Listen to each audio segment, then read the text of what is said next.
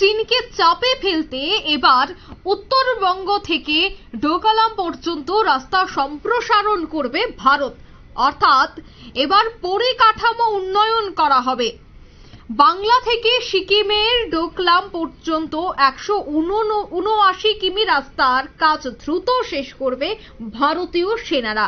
সিকিম হয়ে এবার সোজা চলে যাওয়া যাবে ডোকলামে।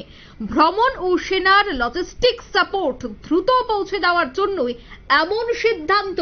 অর্থাৎ চীনকে চাপে ফেলতেই এই রাস্তা, এই পরিকাঠামো উন্নয়ন বলেই জানা যাচ্ছে। যে এক্সক্লুসিভ ছবি আপনারা দেখতে পাচ্ছেন, ইতিমধ্যেই কিন্তু কাজ প্রায় শুরু হয়ে গেছে।